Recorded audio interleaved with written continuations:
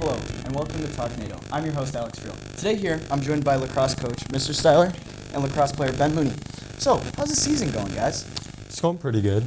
So far, no complaints, man. We've good start. Kind of had a lull in the middle of the season, but you know what? We're at a great end of the season so far on a 2-3 game winning streak, with the final game being this Saturday, 10 a.m. That's awesome. So what position do you play, Ben? I'm a defenseman.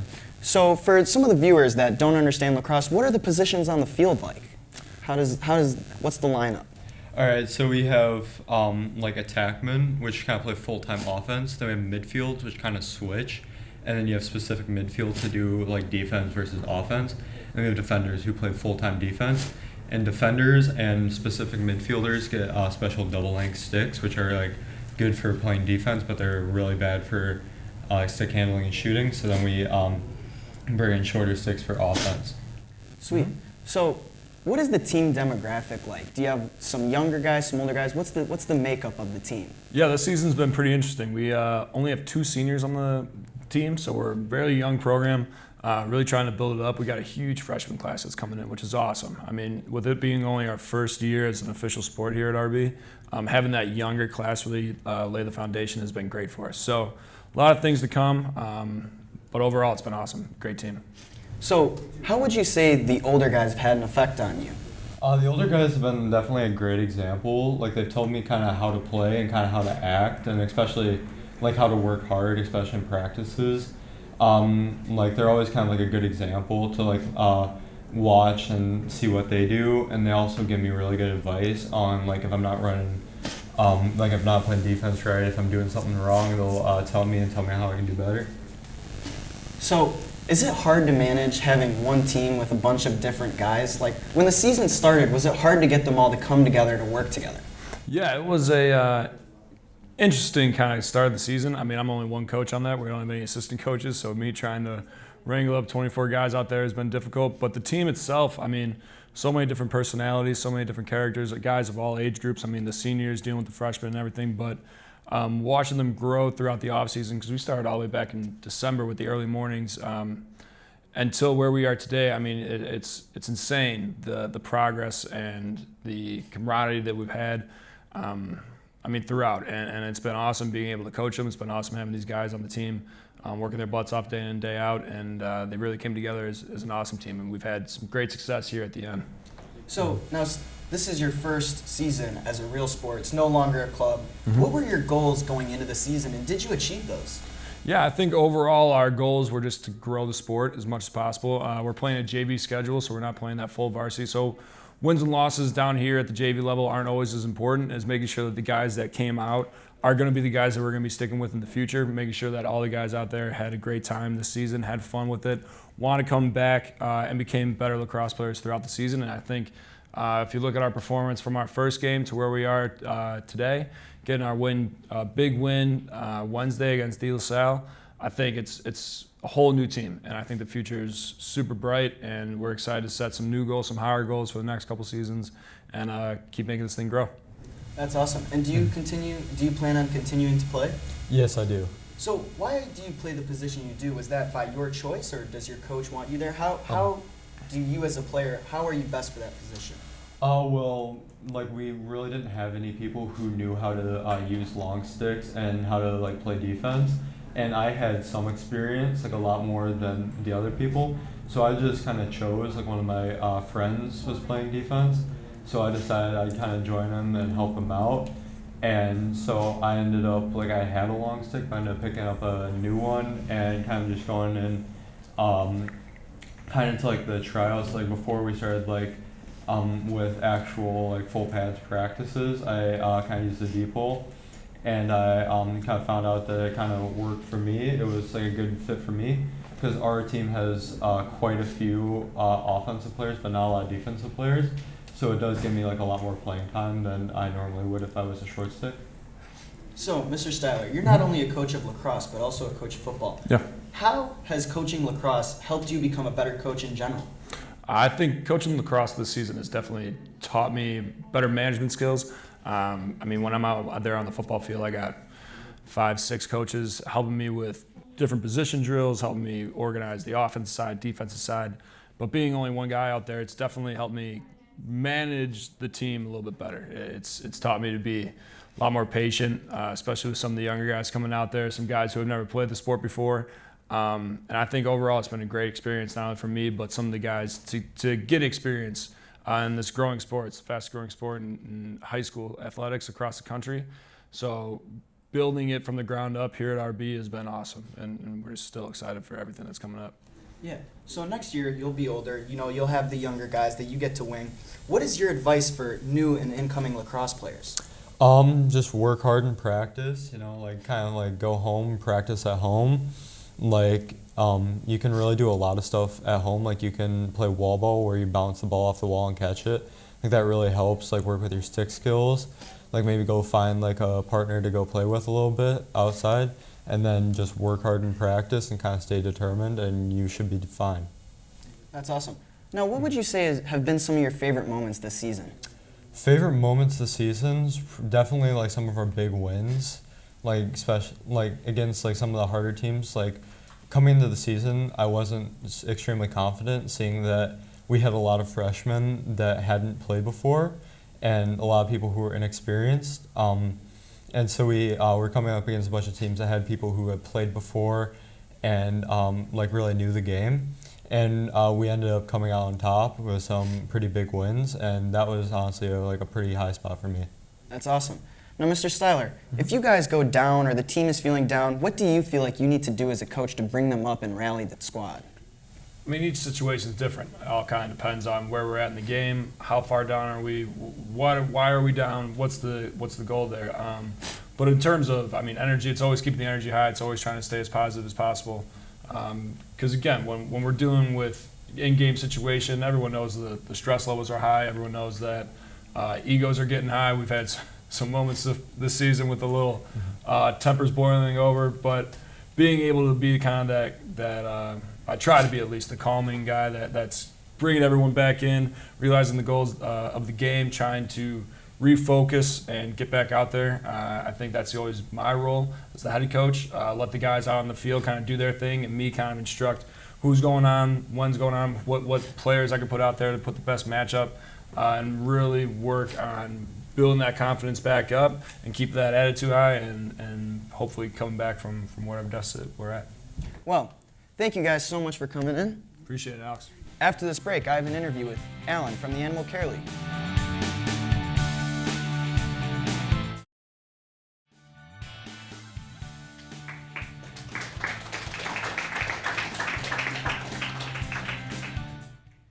Hello, and welcome back to the program. Here with me, I have Alan from the Animal Care League. Nice to meet you. Thank you for coming on today. Good, Who's this thank little you. guy we have here? So this little guy is Felix. Felix is a 2-year-old wire-hair Jack Russell Terrier mix, or so we think. A little bit of Chihuahua in there, and he's only a whopping 6 pounds. Really? So he's a little guy, but a super friendly guy too. You mind if I pet him? Oh, absolutely. Please do. Ooh, he's a cute one. So now you've got a lot of dogs at the Animal Care League. Tell me a little bit about your guys' mission and what you do. So our mission is to help every single animal that comes through our door find their forever home. And by that, we're basically contracted with 7 different villages that bring in stray animals that are either found roaming the streets, neglected, abandoned, whatever the case may be. We're also helping the big guys out, like in Chicago, helping bring animals over to our facility to give them their chance at their forever homes too. So people bring in the animals? Yes, so we always get contacted if people are needing to rehome their animals, either from various situations, moving, can no longer afford to keep them, and we do our best to help accommodate them by any means possible. Now, do you get dogs of all ages? Obviously, this one's a We little do. one and young, but do you get like older and younger? We do. We get everything from puppies, which we currently have some cute little guys in our system, and we have older dogs too. We've got a pair of 10-year-old lovely feline canines that just came in yesterday. That's awesome. Now, do you guys have more than just dogs? What other animals? We do, yes. So our next population that we have are felines too, which we have in our house right now, just maybe about 40 or so. And we also utilize them in foster care, but we accommodate small animals too. We get rabbits, all walks of life. We've had guinea pigs. We've even had chickens come into our door. So we're happy to help anybody. So, Hi, buddy. where is the Animal Care League located? Animal Care League is located in Oak Park. We're right on the border of Chicago, located by Harlem and Garfield Street, so right near the I-290 Expressway. We're a little smaller place that's been around since 1973, but we're continuously growing and expanding, and hopefully in the future we can accommodate even more animals. So if I were to want to go get a dog or a feline, whatever I want, what would the process be for that? The process is very simple. You can start by going online, animalcareleague.org. You can look at all of our animals viewable for adoption there. You can download a application too you can print out, or you can just show up at our shelter, and we're happy to give you a tour around to see what you're interested in. And the process in itself, you get to take home the animal the same day of adoption. That's awesome. So this guy's very cute. So tell me a little bit about Felix. Felix, he was a very sweet story, and I don't know if you can kind of see our poor little friend here has a little bit of wounds on his little face. He came into us as a stray from Oak Park, so our control officer brought him in, and we noticed he had a little bit of scabbing, a little bit of damage on his ears. We're not too sure what happened to this little friendly fellow, but he was sent to a lovely foster home where he got a little recovery period too, and all his skin's healing well. Got a little socialization too, so we know he's been exposed to cats, other people, other animals, and he had his big surgery yesterday where he was neutered, and he is ready for adoption at our shelter. So at the Animal Care League, do you guys offer services to the animals, like surgeries? Like We do, what do you yes. guys do for them? Great question. So for our animals, we ensure that they receive all their vaccinations, everything from distemper to rabies vaccines. We microchip all of our animals too. In case they do end up coming in as a stray, we can hopefully relocate them as soon as possible. We also alter our animals, so any spay neuters are done on site, including our rabbits too. That's awesome. He's such a cute little guy. I hope that camera can see him. He's got the biggest little eyes. I know, he's a little guy, so I'll hold him up. And he could probably fill up a little bit more, but again, he'll be a small breed dog. Do you have any pets yourself? I do. I've got quite a lot. I've got 6 cats and 1 dog at home. Most, came from rescue. Some came as strays wandering into the home. So I'm an animal lover at heart and just grew up that way, and that's how I found myself working at the Animal Care League. So how long has Animal Care League been around? We've been around since 1973. We've been pretty much located in Oak Park all our life, and we're continuously expanding, growing, getting more space, and hopefully in the future we're going to have even more area to accommodate animals. So you mentioned you have a bunch of communities that contribute to helping save these homeless animals. Does it ever get hard managing a lot of these guys? It sure can. So a lot of our basis, we work with animal care techs that help our animals out, get them clean, make sure they're in great housing. But we also rely a lot on our fosters, a lot of our volunteer programs too, just because we can get overcrowded sometimes, and we want to get them the best home they can get. So a lot of times we're going to reach out to our fosters to see if they can help care for these guys while they are getting ready for the adoption process. So first they maybe go through the foster home and then find their forever home. Correct. A lot of times we'll do that, especially right now. We're starting to get a lot of little itty bitty kittens in. So just recently we had 3 kittens come in one day, and we're sending them to foster where they can get around the clock care. That's awesome. So now when it first started, was it originally just for dogs, or was it still for all animals? It pretty much started off small. The cats seem to be coming around a lot. Oak Park tends to have a lot of outside cats, but we just started accepting everything and anything that walked through the door. So what are some of your favorite stories of finding a stray animal? Ooh, some of the favorite stories.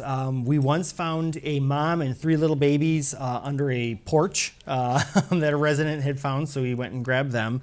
We also found a little kitten that was stuck in a tire near a parking lot. So, seeing her kind of come and find her forever home. It's been really nice to see some of these successful stories, especially like little Felix here, who came into us a little banged up, but is well on his way to recovering, and he's eager to find his new home. So at the Animal Care League, they all get to, be social and hang out? Yes, absolutely. So our volunteer program is crucial for us to function. And by that, we have dog walkers, cat socializers. People even take the dogs out for a little day trip, go to the Starbucks, get a puppuccino, that kind of thing, and they love it. So getting a little bit more of that exposure outside has been very helpful for these guys. So if you wanted to become a volunteer, how would you go to do that? Best thing you could do is you can go on our website. Again, that's animalcareleague.org, and we do have a volunteer application you can fill out. We also have a volunteer orientation that you are welcome to attend too. So now when you're there working, what do you do the most? Every day can be a little unpredictable, so it's just ready to always expect, animals could be coming through the door, making sure animals are ready for adoption, helping clients that come in and guide them to the right fit for them, what they might be looking for. So we're, of course, helping animals that might need a little medication, potential adopters as well. Well, so it sounds like there's a lot of options. You mentioned Yes, there's a sir. lot of dogs and cats. So when someone comes through the door and you help them find specifically what they need? We sure do. So we go through a little application process just to kind of see what they're looking for. And by that, sometimes people want maybe a low-key or less active dog, and we'll guide them in the right direction for that.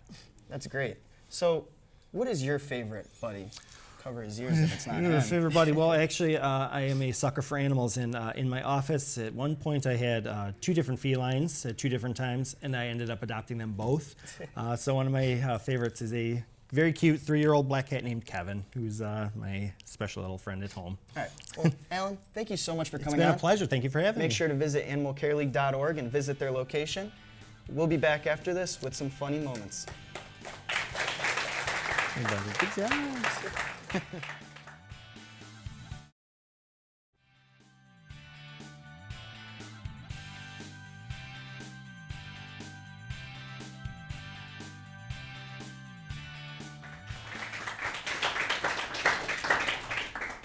Hello, and welcome back to the program.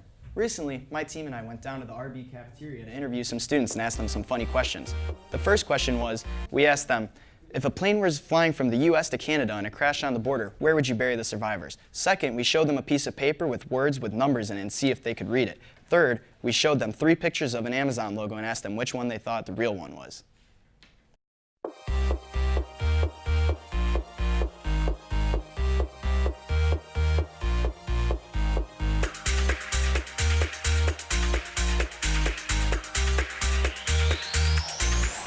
If an airplane is flying from the United States to Canada and it crashes right on the border, where would they bury the survivors? I mean, Seattle. The people who died, they'll probably get buried in America because it's the greatest country ever. Donald Trump is the president of that country. I guess they can bury some half in Canada and half in America, Wherever, their family wanted them to be buried. It just really depends. To me, Canada should be part of the United States. So either way, they're buried inside the United States. Wherever they're from, right? They would bury the Americans in America, the Canadians in Canada. They wouldn't bury them because they're survivors. Canada, eh? Why Canada, eh? Because everybody's nice in Canada. That's where you'd bury the survivors? Oh, the survivors! You can't bury survivors. Oh.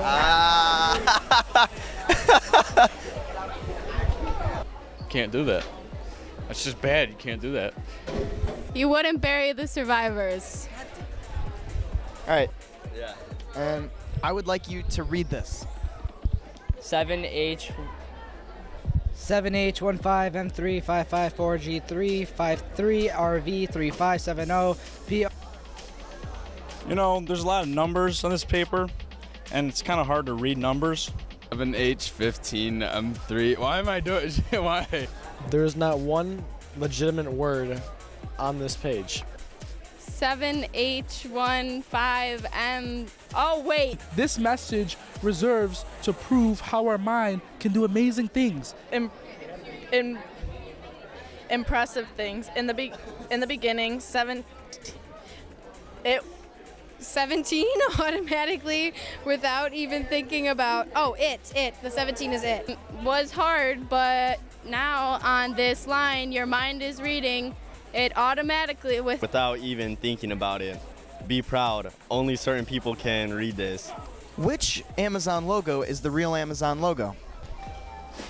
the bottom left. They're all Amazon logos. None of them, right? Rough. I gotta go bottom left. This is a tough one, but I'm gonna go with the top one.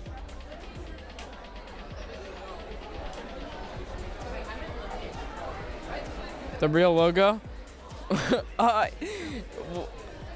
It's that one, the top one. The top one. Aren't they all the real logo, just changed? No, there's only one. The top one then. All right, good job. Thank you for your time, Kevin. Have a great rest of your day.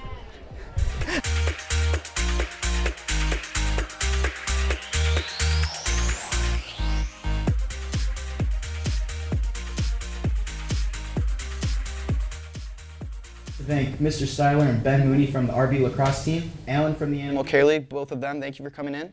And thank you to everyone who participated in our Man on the Street interview. This has been TalkNado. I'm your host, Alex Freel. Hope to catch you next time.